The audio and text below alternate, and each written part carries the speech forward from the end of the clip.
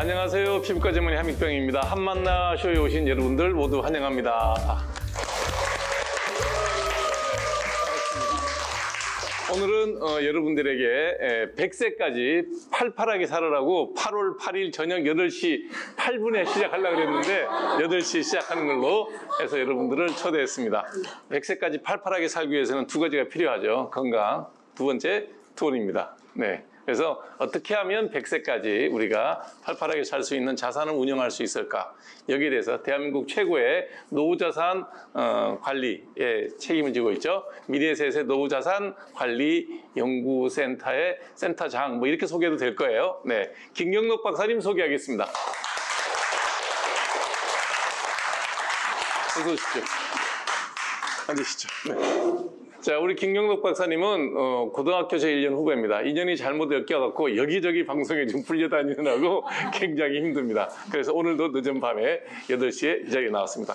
자, 인사하시고 본인 소개 좀 하시죠. 김경록입니다. 제가 40분 이제 녹화를 하고 조금 쉬고 준비를 하려고 그랬는데요. 원장님이 오셔가지고 또 20분 동안 그냥 소나기 같은 질문을 퍼붓는 바람에 목이 막 대답을 하다가 지금 이렇게 돼버렸습니다. 하여튼 열심히 제가 좀 정보를 전해드리려고 노력을 하겠습니다. 감사합니다. 네. 자, 오늘 이제 강의 주제는 그냥 준비한 게 아니고요. 우리가 셀코TV에서 약 2,300명의 분들에게 설문조사를 했습니다. 어떻게 노후를 준비하고 있나요? 라는 설문을 던졌습니다. 오로지 예적금, 2번 부동산, 3번 주식, 4번 개인연금, 5번 부수입, 창업 준비. 이걸 보면은 그래도 셀코TV 독자들의 성향은 그래도 투자 성향이다 이렇게 보는데요. 그렇죠. 주식이나 펀드가 22%라는 것은 되게 고무적입니다. 우리나라 가계금융복지조사를 하면서 이제 설문을 하는데요. 돈이 생기면은 어떤 자산을 가지겠냐 하면은 88%가 예금이라고 답을 합니다. 저축 예금이 35%라는 것은 꽤 문화가 바뀌고 있다는 것 같습니다. 안 그러면은 셀코TV의 이제 응답자 집단의 대상이 약간 좀 더 전향적인 집단이든지 둘 중에 하나일 것 같습니다. 이것이 초래할 수 있는 위험이나 이런 가능성은 없나요? 저 정도에서는 별로 위험이 없습니다. 사실은 이제 우리나라의 IRP라든지 DC형에 보면은 거기에서 이제 가지고 있는 주식의 비중이 한 10% 됩니다. 한마디로 우리나라는 자산을 이렇게 증식시킬 마음은 별로 없는 거나 마찬가지입니다. 예금을 가지고서는 그런 경로가 되기는 하는데요. 시간이 훨씬 오래 걸립니다. 최고의 공격수는 주식입니다. 그래서 수익을 내기 위해서는 이제 주식을 넣을 수밖에 없는 것이고요. 우리나라는 이 부분이 이제 극명하게 낮은데 아까 저기 보면은 이제 주식이나 이런 부분에 투자 부분에 있어서 한 22% 되니까요. 그 정도만 하더라도 꽤 그래도 고무적이라고 보아집니다. 그래서 여러분들의 그 자산, 핵심 자산을 어떻게 운영할 것인가에 대한 구체적인 방법에 대해서 김경록 박사님이 준비한 강의 내용이 있습니다. 함께 듣도록 하죠. 여러분들 혹시 그 별의 소원 그대 보셨나요? 드라마요? 네. 예. 그거 보면은 400년이 한꺼번에 쫙 펼쳐집니다. 저 벌판 조선시대부터 시작해가지고요. 건물이 들어서고 도로가 들어서는 모습이 이제 10초 동안 펼쳐지는데요. 이게 우리나라의 60년의 경제 역사라고 보시면 됩니다. 400년까지 보실 필요 없고요. 이걸 보면서 제가 이제 든 생각이 뭐냐 하면은, 야, 이제 우리나라 땅에 더 지을 건물이 얼마나 있을까? 이게 우리나라의 앞으로의 성장률하고 관계된다는 것입니다. 그 다음에 이제 두 번째는 뭐냐면은 지금까지 우리나라 1960년 대비해서 인구가 2,500만 명에서 5천만 명이 됐습니다. 정확하게 더블이 된 것이죠. 한마디로 압축 발전을 별의 소원 그대의 인트로가 보여준 것입니다. 자본이 성장시킨 경제 성장률. 결국 경제 성장률은 자본과 노동과 생산성 이 세 가지로 있는데요. 저기 자본이 성장시킨 경제 성장률은 보면은 1990년대가 3.8%이다가요. 2020년대 이렇게 가면은 1.4%, 2020년대 가면은 0.5%. 장기적으로 0.4%입니다. 경제 성장률에 기여하는 바가요. 그다음에 이제 그것보다 더 큰 게 인구, 노동이 가져오는 경제 성장률입니다.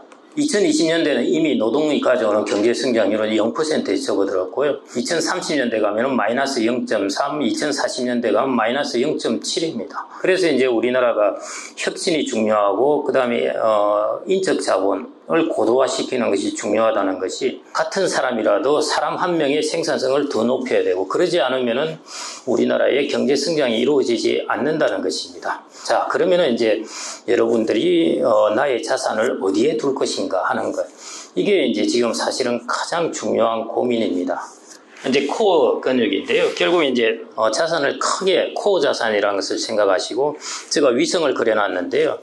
위성 자산 이렇게 이제 바라보시면 될 겁니다. 그래서 여러분들 전체 자산은 코어 자산이 단단하게 유지되어야 되고 나머지 한 위성 자산을 가지고 여러분들이 이제 수익성을 추구하는 것입니다. 그래서 코어 자산의 비중을 한 80%, 위성 자산의 비중을 한 20% 이렇게 들고 가는 것이죠. 그러면 코어 자산의 이제 특징은 뭐가 되어야 되느냐? 영어로 표현한다면은 솔리드해야 됩니다.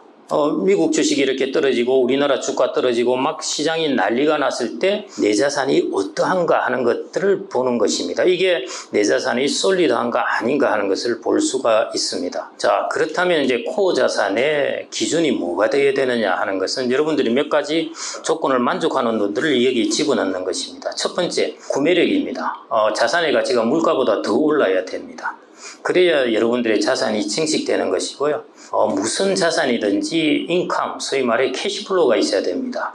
배당을 준다든지 이자를 준다든지 그 다음에 임대 수익을 얻는다든지 하듯이 캐시플로우가 없는 자산도 있죠. 그런 자산은 코어 자산에 들어가서는 안 된다는 것입니다. 그 다음에 이제 글로벌 초우량 자본을 가져야 되고요. 또 하나 대외 충격에도 자본의 가치가 크게 흔들리지 않아야 되고요. 그 다음에 크게 흔들린다고 하더라도 회복력이 좋아야 됩니다. 이런 조건들이 이제 만족하는 것들이 코어 자산에 들어가는데요. 그러면 이제 제가 한번 질문을 한번 해보겠습니다. 코어 자산에는 여러분들 어떤 것들이 들어가야 할까요? 강남 부동산. 강남 부동산. 또요? 저도 강남 아파트. 또 혹시요? 그 다음에 미국에서 지금 오렌 버핏이 사는 주식 따라 사기. 하나 여쭤볼게요. 예금은 코어 자산에 들어가야 될까요? 말아야 될까요? 들어간다. 예, 그러면 가장 솔리드하기 때문에 저걸 한 80%, 100% 집어넣는 것이 가장 솔리드하다. 여기에 대해서는 어떻게 생각을 하시나요? 그건 아닌 것 같아. 방금 수업을 들어서. 그 부분이 이제 왜 아니냐 하는 것을 이제 좀 말씀드릴까 하고요. 일단은 이제 그렇게 말씀드리고요. 그 다음에 이제 뭐, 자본도 말씀하시고 하는데, 금은 들어가야 되겠습니까? 말아야 되겠습니까? 들어가야 된다. 들어간다. 제가 제 조건에 하나가 있죠. 이자가 안 나오잖아요. 예. 캐시플로우가 없습니다. 없구나. 그래서 여러분들이, 위성 자산에 넣으시면 돼요. 2006년부터 지금까지 보니까 대략 금 가격이 한 600% 올랐습니다. 1980년 대비해서 2000년, 이 20년 동안에 금 가격은 얼마나 올랐을 것 같습니까? 하나도 안 오른 거 아니에요, 혹시? 마이너스 70%입니다. 금이라는 건 이런 거입니다. 철원 자산은 코어 자산이 위험하다는 겁니다. 어떤 국면에 걸려서는 마이너스 70이 될 수 있고 어떤 국면에 대해서는 600%가 될 수도 있고. 그러니까 1980년도에 노후 자산을 금에다가 투자한 사람이면 쫄쫄이 굶었다는 얘기네. 망한 것이죠. 그래서 이제 우리가 S&P 500이라는 것이 이제 들어갈 수 있고 리츠는 부동산입니다. 아까 강남 부동산을 말씀하셨는데요. 강남 부동산에 여러분들의 가장 큰 리스크는 뭐일까요? 전쟁에는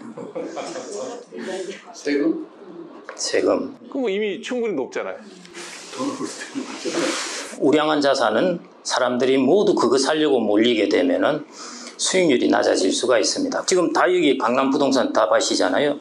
여기 있는 분만 다 파시겠습니까? 저 지방에 있는 제 친구들도 다 강남에 있는 부동산 살려고 그럽니다. 하여튼 이제 기대 수익률이 어느 정도 될지 하는 것들은 저는 이제 그거는 조금 퀘스천입니다. 하여튼 그래서 저는 리츠 같은 경우에는 이제 주택이 아니라 저 리츠에는 다양한 부동산이 들어가 있습니다. 아시다시피 오피스도 들어가 있고요, 주유소도 있고 뭐 상업용 몰도 들어가 있고 그 다음에 이제 마지막으로 중요한 것 중에 하나가 제가 좀 특이하게 집어넣은 것이 이제 달러라는 것입니다. 우리나라는 모든 자기의 자산이 다 원화로 되어 있습니다. 글로벌한 기준에서 좀 더 높은 곳에서 쭉 내려다 보면 저 원화 가치가 뚝 떨어지면 어떻게 하지? 이런 이제 고민들이 있는 것인데 쉽게 얘기하면 원화 가치가 떨어질 수 있다. 예, 그럴 환율이 가능성을 오를 수 있다. 갖고 있는 것이죠. 예를 들어 일본 같은 경우에 이제 1994년에 일본이 환율이 80엔, 심지어 70엔대까지 갔습니다.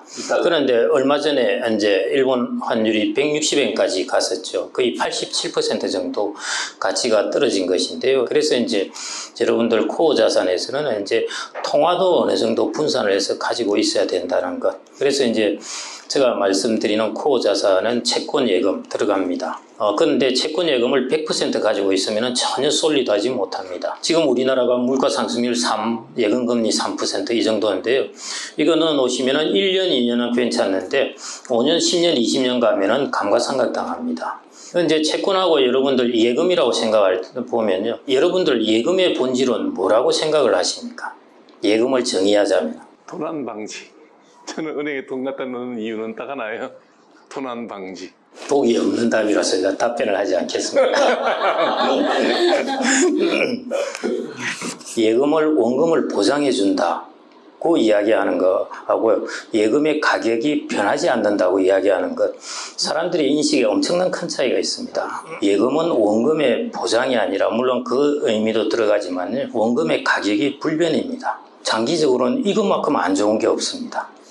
여러분들 100년이 지나도 1억 원이면 1억 원이라는 것이죠. 부동산이 지금 10억짜리 사면은 20년 뒤에 가격이 그래도 좀 오르지 않겠습니까? 예를 들어 2배가 되었다 가정하면은 20억이 됩니다. 20억의 임대 수익률이면은 임대 금액은 8천만 원이 되는 거죠. 이게 자본과 예금의 큰 차이입니다. 그런데 이렇게만 자산 관리가 되면은 얼마나 쉽겠습니까? 자본은 그 반대도 다 가지고 있는 것이죠. 제가 있는 동네는 1997년 이때쯤 대비해서 땅값이 지금도 하나도 안 올랐습니다. 자본은 그럴 수가 있는 것입니다. 그래서 제가 코어 자산의 조건에 들어간 것이 글로벌 초우량 자산을 가지라는 것입니다. 그게 이제 리스크 관리라는 것입니다. 그래서 이제 코어 자산에서 그냥 우리나라의 초우량 자산이 아니라요. 글로벌 기준으로 해서 초우량한 자산을 집어넣으라는 것이고 그 글로벌 기준한 초우량한 자산이 이제 S&P 500입니다. 시가총액 기준으로 해서 큰 것부터 순수로 해서 500개 기업을 집어넣은 것입니다. 네, 자 이제 박사님이 오늘 준비한 자료는 더 있는데 다음에 또 얘기하고요. 제일 중요한 자료가 이 자료다. 내 자산을 어디에 어떻게 운용하는 것이 가장 좋은가에 대한 기본적인 개념을 잘 설명해 드렸습니다. 그러면 이제 제가 그냥 여기서 노골적으로 한번 여쭤보겠습니다. 내가 지금 40억에서 50억이라고 그냥 계산 편하게 얘기하면 아파트 값이 한 25억이 이미 묶여 있잖아요. 그러면 나머지 25억이나 20억 정도의 유동성 자산을 어떻게 포트폴리오를 구성하는 게 좋을까요? 젊을 때는 주식 60, 채권 40 이렇게 가지고요. 이제 은퇴에서는 주식 40, 채권 60 이렇게 가지라고 그럽니다. 그래서 그 안에는 이제 부동산이 안 들어가 있는데요. 그래서 제가 이제 그 리츠라는 부동산을 끼워서 생각한다면은 한 50% 정도는 이제 채권을 갖고 채권 예금도 좋은데 그냥 채권 가지시면 됩니다. 채권 펀드. 그 다음에 20% 정도가 리츠를 갖고 그 다음에 30% 정도가 이제 주식입니다. 그런데 30% 주식도 각각 10, 10, 10 이렇게 나누는데요. 그 첫 번째 10은 이제 여러분들이 뭐 고배당주라든지 이런 것 10%, 그 다음에 이제 S&P 500 보편적인 것 10%, 그 다음에 10%는 이제 혁신 성장주, 예를 들어 바이오 ETF라든지 뭐 배터리 ETF라든지 앞으로 조금 성장성이 뭐 AI에 관련된 거라든지 뭐 이런 것들을 이제 한 10% 하는 것이죠. 리츠를 넣으면 저기서는 월세 같은 게 나오나요? 그렇죠. 예, 정확하게 말씀하신 대로요. 그냥 리츠에 포함된 자산에서 난 수익의 90%를 법으로 강제로 배당을 해주게 되어 있습니다. 그래서 배당 수익률이 상대적으로 안정적입니다. 그런데 주식은 아시다시피 기업의 배당 정책에 따라서도 다를 수 있고 그렇게 해서 좀 들쭉날쭉한데요. 그리고 기업의 이익에 따라서도 다르고 하는데 오피스 같은 경우는 임대료니까 이게 그렇게 이익이 크게 변할 게 없습니다. 다만 레버리지를 하다 보니까 이제 차익 부분에 있어서 약간 문제가 생기면은 이제 배당이 달라질 수 있는데요. 그런 부분에 큰 문제가 없다면은 상대적으로 안정적입니다. 네, 이제 그 김경록 박사님이 했던 여러분의 자산 운영에 대한 미래 자산 운영에 대한 얘기 강의 여기서 마치겠습니다. 고맙습니다. 예. 네.